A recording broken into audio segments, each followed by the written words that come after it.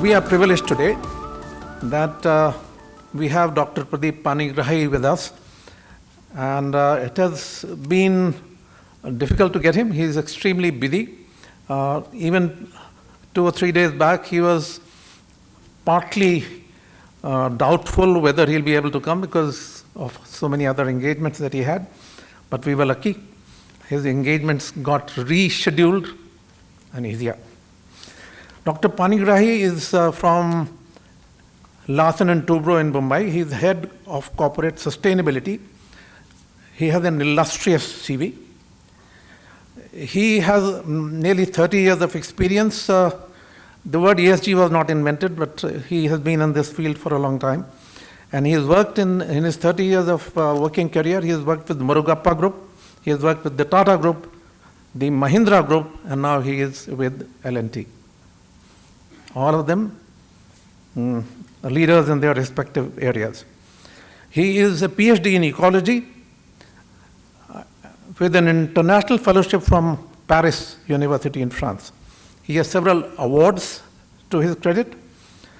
One was Mahindra Innovation Award for innovations around circular economy. He was recognized as Environment Plus Energy Leader 100 in 2021 by a global organization called environmentalleader.com.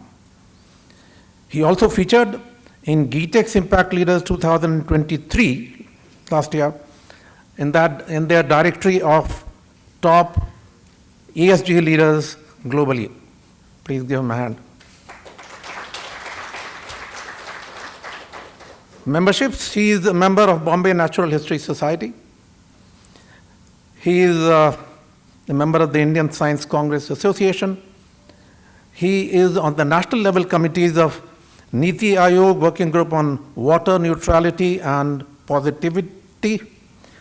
He is on the FICCI Environmental Climate Change Committee. He is on the CII Natural Water Committee. He is on Bombay Chamber Sustainability Committee. He is on IICA MCA Expert Committee on Business and Human Rights. And he was G20 in the G20 Coalition on Circular Economy and Resource Efficiency. That sounds rather impressive, isn't it? He has, of course, been participating in various symposia and national and international conferences. He was in COP19 at Warsaw in Poland, and he has been at a panel in Harvard Business School in Boston. He, of course, has been a guest faculty, keynote speaker, panelist in various forums, including IIT Bombay, IIM Ahmedabad, IIM Lucknow, and a number of them, including one in Singapore. Recently, he was faculty, keynote speaker, panelist in events of India Today, Business World, Mint, ET Now, CNBC, etc. He has a publication, Zero Waste to Landfill Through Circular Approach, published by the Ivy Business School in Canada and the Harvard Business School in Boston. Please put your hands together. Welcome, Dr. Panigrahi. The whole audience is eager to listen to your wisdom. Welcome.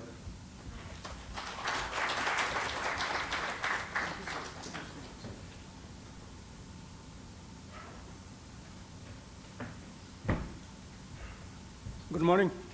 Good morning. Actually, I never expected such a big crowd. Fantastic. I mean, Mr. Murthy,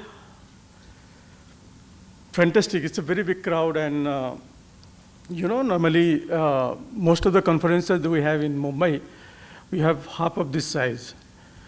And I'm quite happy that you all would have come from different companies, from different parts of India, probably from abroad.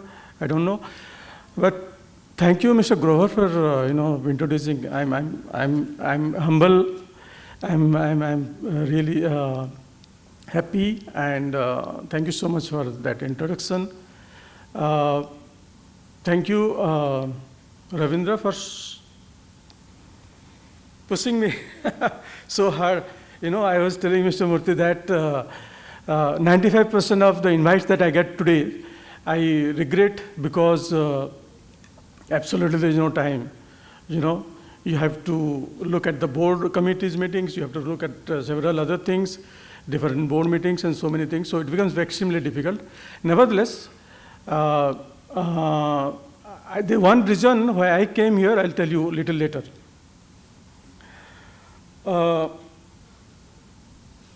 Today, probably, if you have seen ET Now, so not ET Now, Economic Times, there is an article, there is a nice article, so they've quoted me.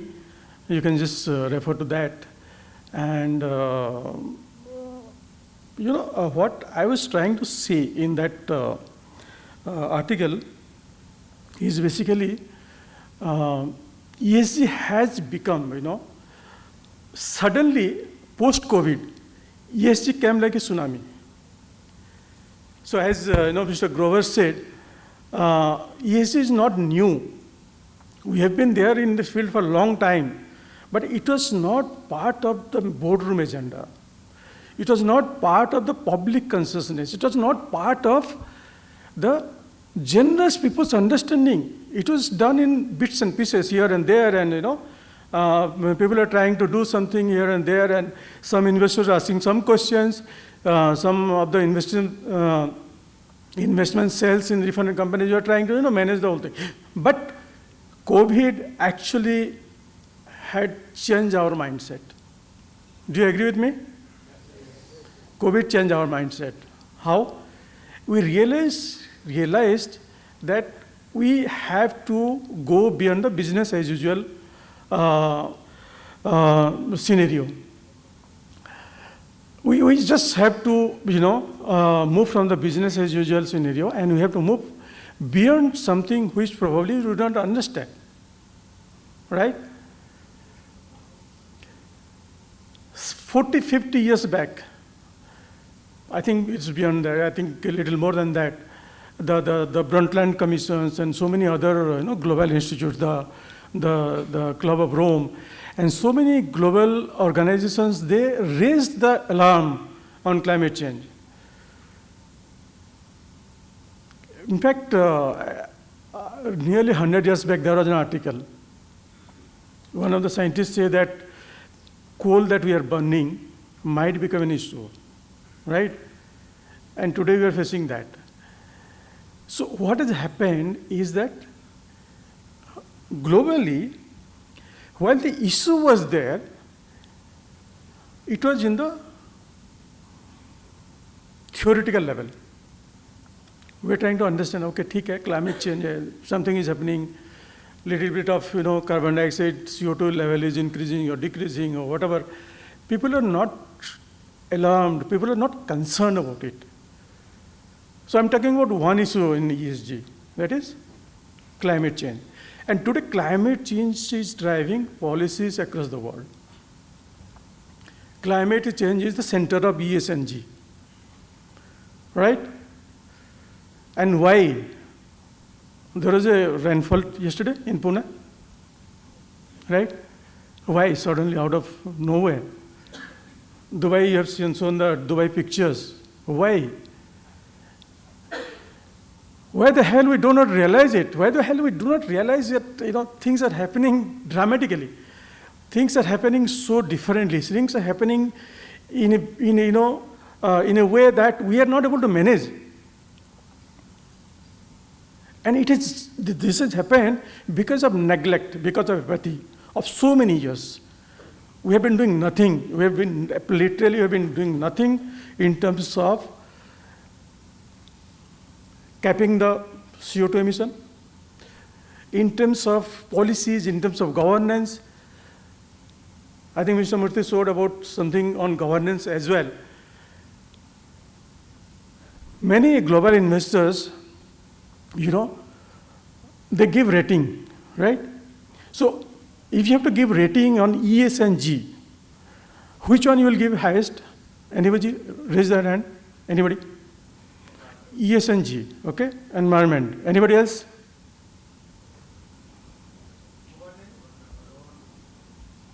But you have to explain. If you are saying governance, you have to explain. Why governance? The governance will lead to manage environment and social. Big thumbs up to him. That's something, Governance is actually the key to everything.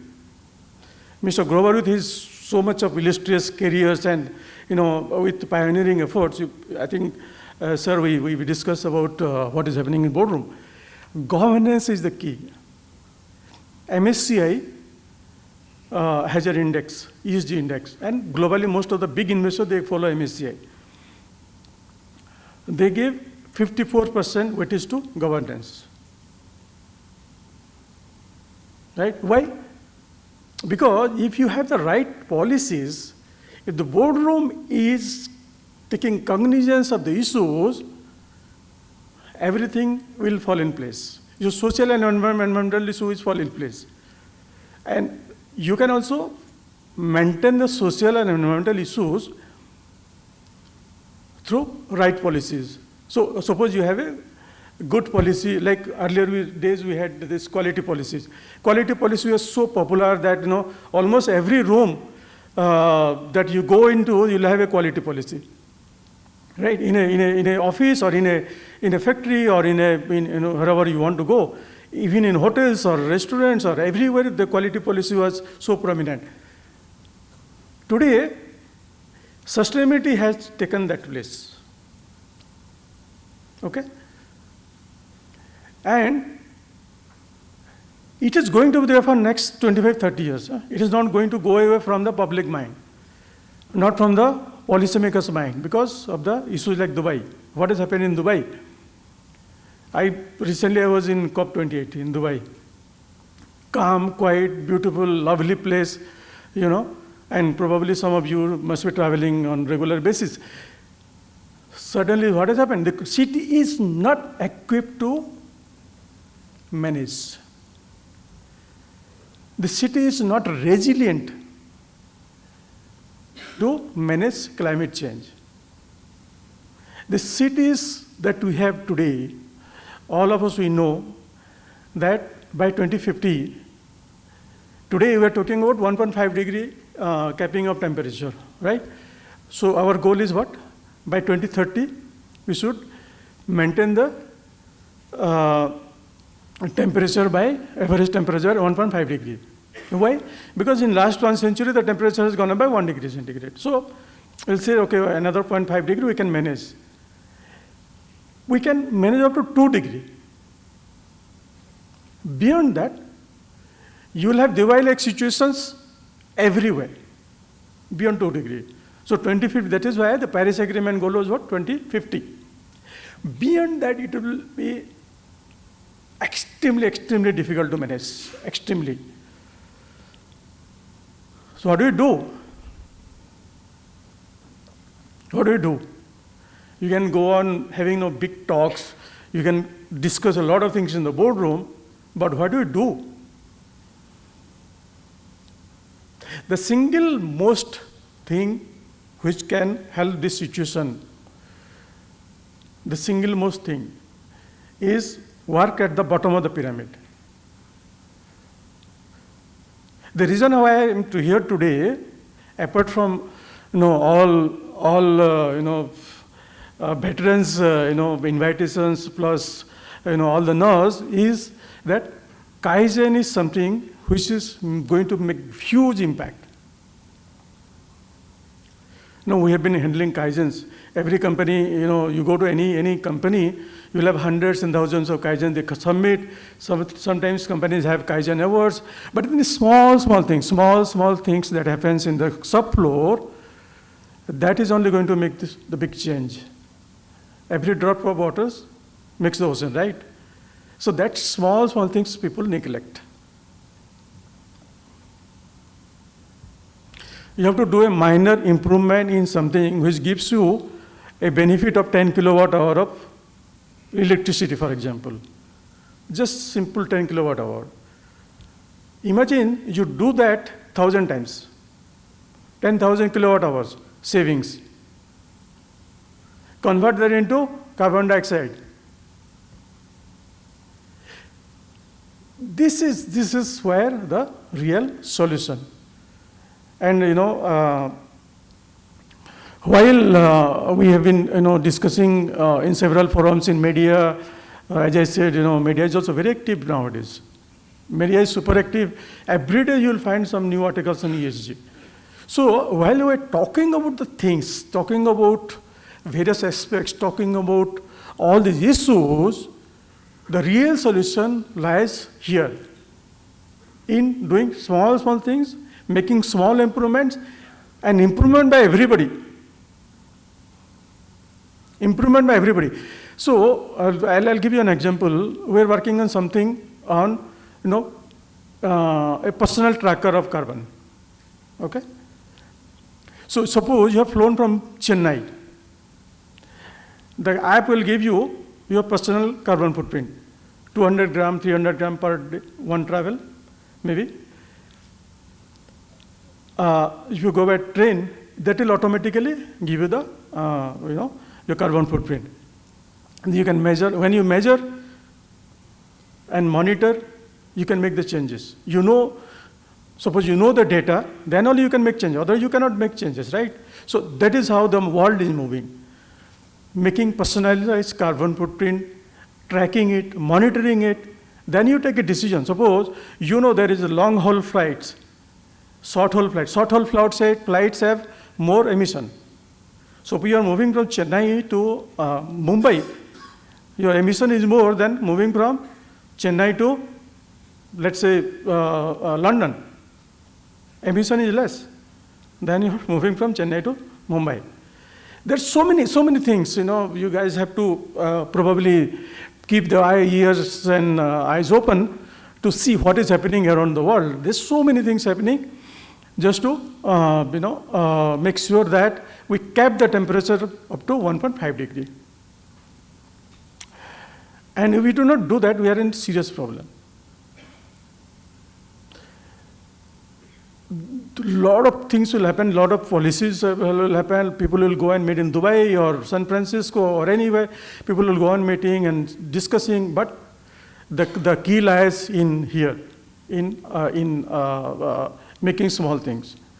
That is exactly the reason why I was very keen to come and meet all of you guys and to, to understand what you guys are doing and to see what you can contribute. Because see, if you are not able to contribute through your Kaizens, and if you are not able to contribute through the small initiatives, small good activities, small quality circles or different aspects, then we are not going to achieve anything, right?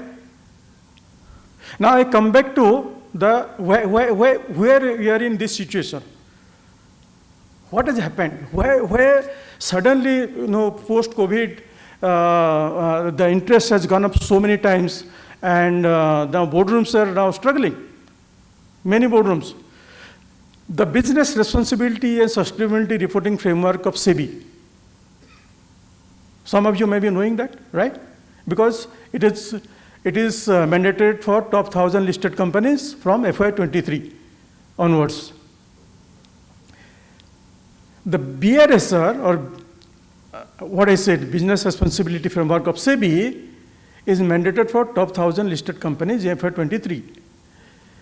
This year, they are saying you have to have reasonable assurance. Reasonable assurance means your data will be checked at 90 to 95% level.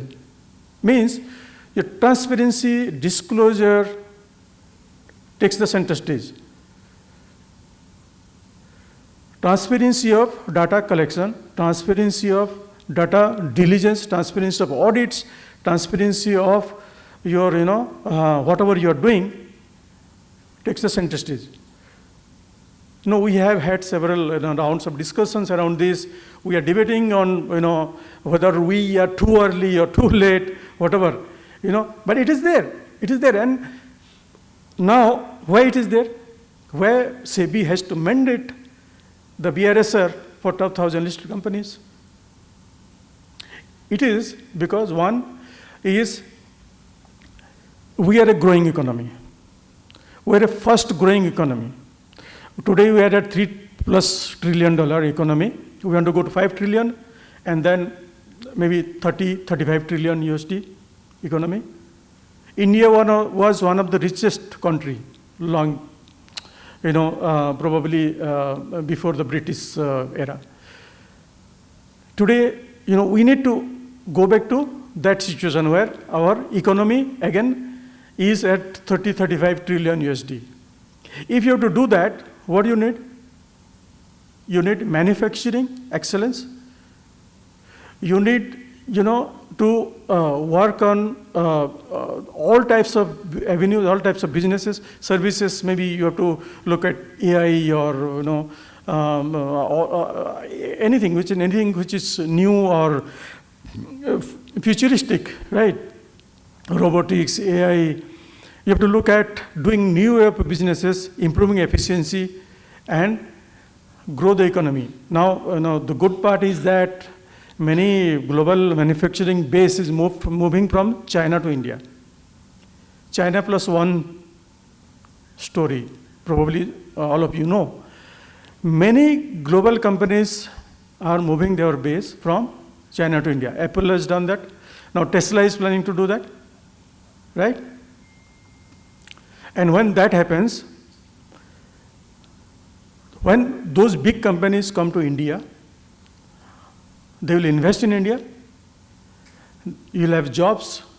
You will have, the opportunities for our young generations, even for older generations, right? So you will have opportunities, and then economy will grow. And you guys who are sitting here, those who are, not older than me, you are the future, right? You guys will have to make these changes. You guys have to. Mr. Murthy is smiling, but we are in a different generation. So you guys have to make the changes of growing this economy from 3+ trillion USD to that whatever we are trying to do. It's not about it is not about the political agenda, but it is about the country. It is about the economy and giving, the improving the livelihood, improving everybody's income, to a level where you are sustainable, you are comfortable, and you feel that you don't have that worry in your mind that, about financial security or job security and things like that, at least to that level. I think this is the best time, this is the best opportunity to do that. The best opportunity, I can say. And ESG has taught us a lesson that if we are ESG compliant, if Indian companies are ESG compliant, you'll have the edge. Therefore, SEBI has mandated it 5 years ahead of other countries. Europe is rolling out in 2028. Europe has launched CSRD, Corporate Sustainability Reporting Directives. There's so many rules. US SEC, the Security and Exchange Commission, has recently launched the climate change disclosure rules. The International Sustainability Standards Board, ISSB, which is by IFRS, the financial reporting standards, global financial reporting standards. They have launched ISSB, International Sustainability Standards Board. ISSB has launched 2 global standards. Now we all know about ISO 9000, 14000, 18000, all those, now 45000 and all those stuffs. Now, these standards are getting replaced by new and upcoming standards. Very, very futuristic standards. So ISSB has launched 2 standards, one on general sustainability, which will include everything, and another only on climate change. Why? One is on general sustainability, another only on climate change. Why? It is only because of this Dubai phenomenon. If this Dubai phenomenon happens, by 2050, if we are not able to cap out the temperature by 2 degrees centigrade by 2050 or before, we will have Dubai phenomenon everywhere, at least let's say talk about India. So we'll have Dubai phenomenon in Chennai, we'll have that in Mumbai, we'll have that in Ahmedabad, Kolkata, those coastal cities, Ahmedabad is of course not coastal, but there are many other cities, Surat, for example, right?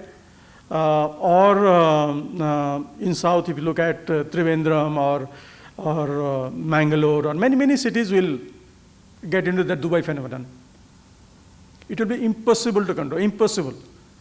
So today, ESG has thrown us the lifetime of opportunities to really make some changes, real changes. So you cap the temperature, do something, make these changes, whatever you can do, and then achieve those targets, Paris Agreement targets of 2030 and 2050, right?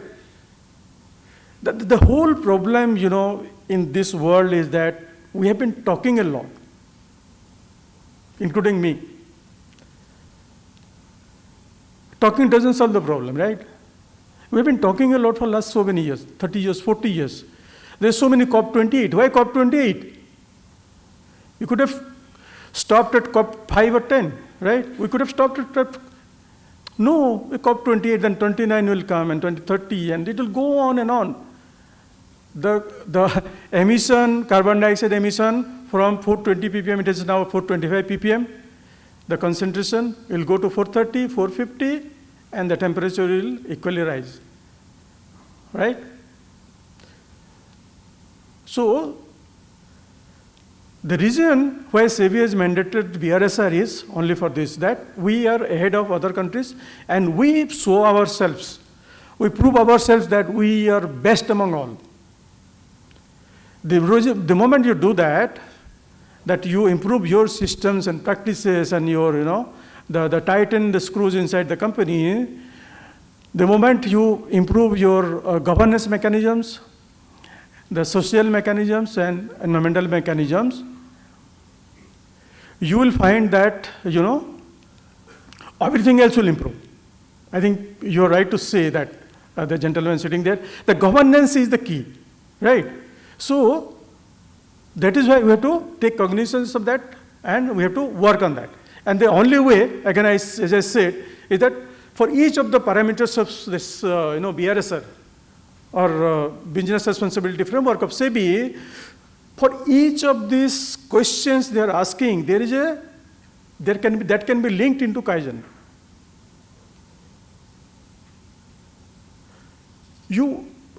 I'll come to something, a different topic, circular economy. I think Mr. Grover said that, I published a work in Harvard Business School. So one of my work actually has been published in Harvard Business School. And it was on zero waste to landfill. Now the zero waste to landfill, probably in some of your companies where you guys coming from different companies, you must be working on waste elimination, okay? So one of the primary things is the cost reduction. So the most important focus of any management in a company is cost reduction, right? So what do? You look at reducing your waste so that your cost reduces, or eliminating waste, right? But at the same time, the waste reduction has so much of value, people don't realize. In this article, you'll find that we spend something like 1 crore on managing the whole waste management system. You know what is the benefit? The outcome was 15 crores. So net was around 14 crores. So waste to value is something where you can intricately link Kaizen and do anything and everything possible in a subfloor to generate value from waste. And it's absolutely possible. So that is why it is important that we learn from the best practices and we implement our systems. And why we're talking about circular economy? Because India has a potential of 250 plus, it is little more than that, 250 plus billion USD value from circular economy by 2030. There is an article in 2016 by Ellen MacArthur Foundation. It is still there. And in fact, they have quoted me in one of the pages. So, and by 2050 in India, I'm talking only about India, the value is 450 billion USD. 450 billion USD. How many of us know that there is so much of potential in India? We do not know, we do not realize that waste can have so much of value. Either it is waste or wastewater or anything that you want to convert into. Because resource scarcity is a big thing. Resource scarcity will create problem to such an extent that some of your factories have to be shut down for 2 months, 3 months, 4 months. Therefore, understanding circular economy, understanding resource scarcity, and then going into this zero waste to landfill, and then enabling waste value from waste is something that you can do very well in your subfloor, in your plant, in your operations, everywhere. And why we're talking about circular economy? Because circular economy can contribute to 45% of the emission reduction. See how things are integrated, how things are linked. Circular economy contributes to, if you are able to close loop your businesses, that will help in reducing 45% of your emission. Right? Therefore, all these things, water, waste, circularity, climate change, social dimensions, governance, everything is so intricately linked. So intricately linked. I think this is the best time where we need to move away from the silo mindset. We just completely have to, embrace everything. You have to link everything with each other. What I am doing today, if I am able to make a small improvement, if I am able to implement a Kaizen, make a good improvement in certain things, suppose engineering design, you are able to do the design improvement through Kaizen. You must look at the other dimensions, you look at the social dimensions. If I am doing this, what is the impact on the society? What is the impact on the health and safety of my people, my co-workers, my colleagues? What is the impact on water? What is the impact on waste? What is the impact on emission?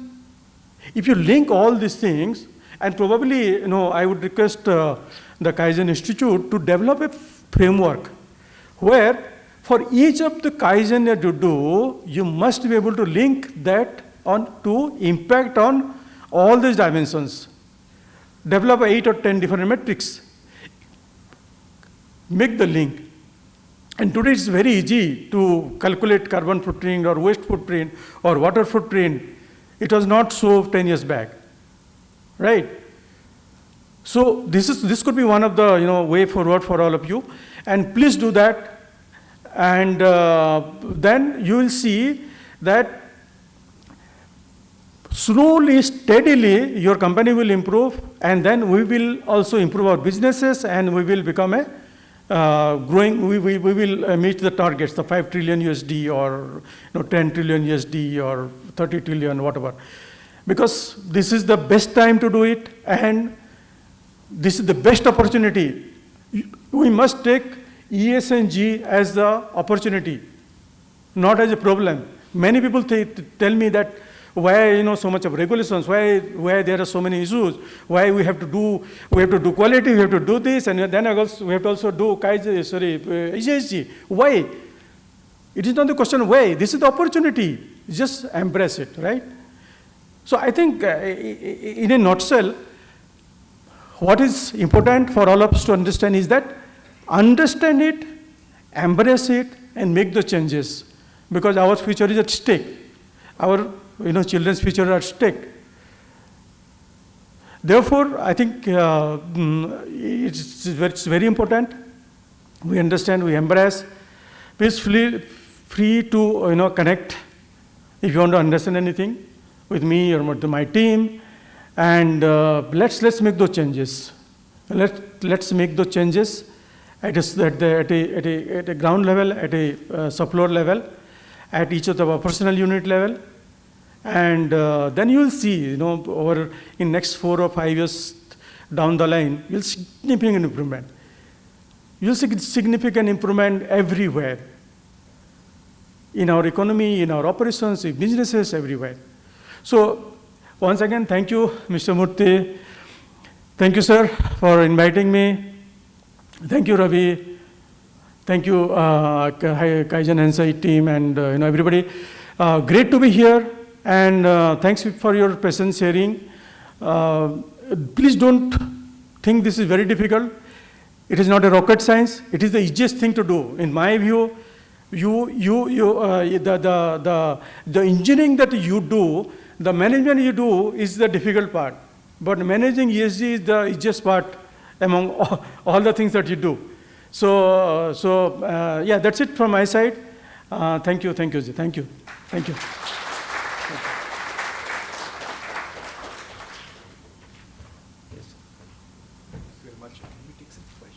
Yes, I'm okay. So, Mr. Grover, I would request you to please step forward. We have a small memento but before we do that, can we open up for some questions? Any comments or questions? We have some time for that. Anything that runs through your mind?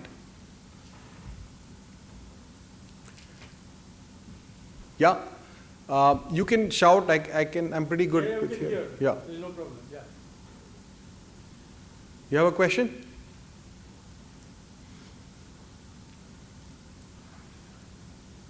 Okay. So, if there is no question, I have one question. Yes. Can you explain a little more for me and probably some of them about this 1.5 degree challenge? And if you tip it, what will happen? Yes. As I said, 1 degree, we have already crushed temperature. So the carbon dioxide in the atmosphere rises. Now it was 420 ppm, I think 2 years back. Now it is around 423 to 424 ppm, and it is growing. And because of this carbon dioxide that is growing, and so we are in a situation where we can easily cross 1.5. And this year, in fact, the average temperature has gone up. The monthly temperature has crossed that boundary, 1.5 degree, this year.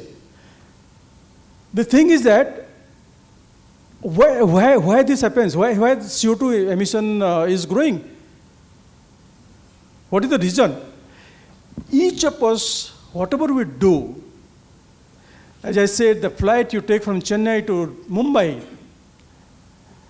the work you do, your AC you run in offices, in home, the materials you use, we may be thinking, no, I'm using material because I need to use it, right?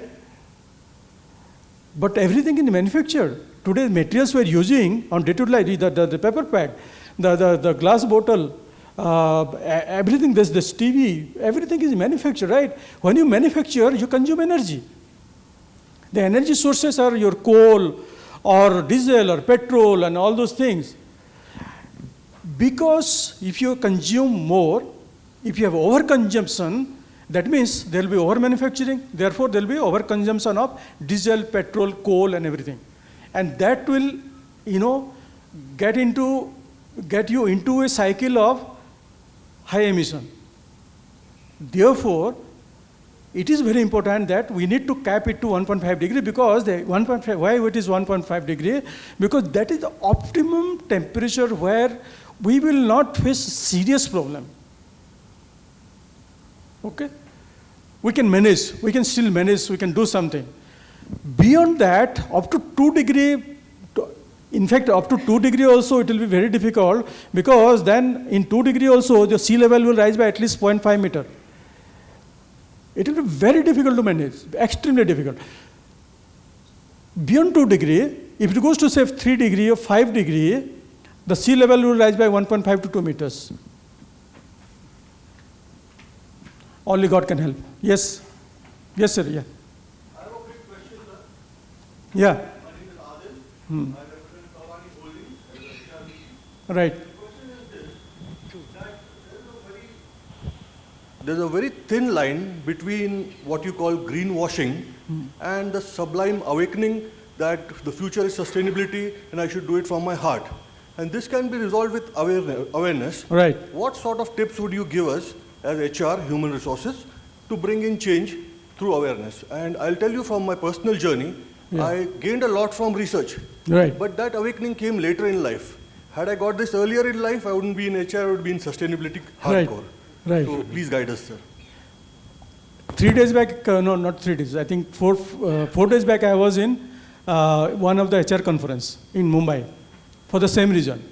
All HR heads of various companies were there. CIA Western Region HR conference. So I was in a fireside chat with somebody, and in fact, it was, the question was almost similar, like you, right? If you want to understand about greenwashing, read the today's article, 18. Economic Times. So in Economic Times, I have very clearly said that if you want to avoid greenwashing, you have to be very careful about what is your policies, what is your practice, what is your strategy. So I think in a company, typically, your strategy is everything, right?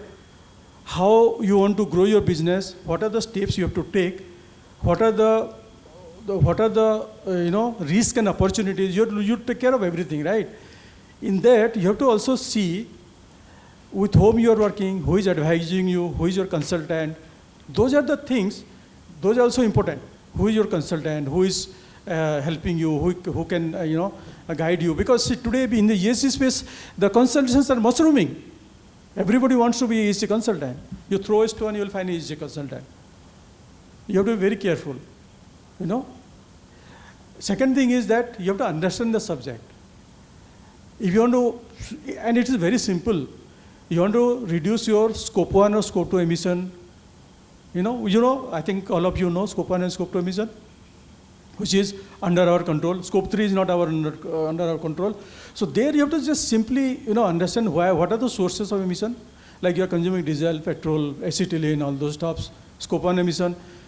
Or coal, if you are consuming electricity or purchasing electricity, that is scope 2 emission. So if you understand what you are doing, then you try to reduce that. Go to alternative sources, go to biodiesel, go to solar energy or wind energy or alternative sources.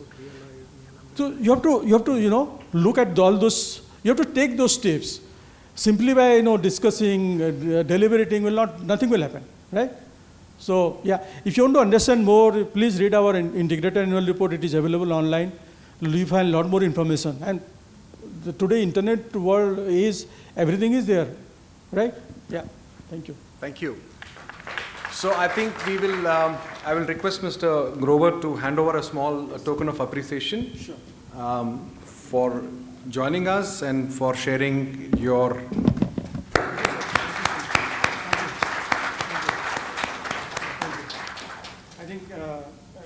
what you have done in last 24 years or whatever, it's amazing, because growing an institute from that level, bringing it to here is not an easy job.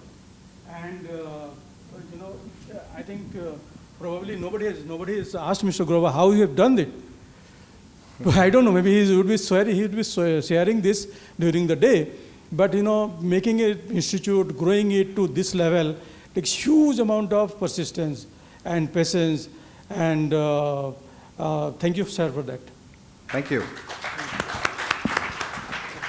I'm sure all of you know that India has committed to become carbon neutral by 2070.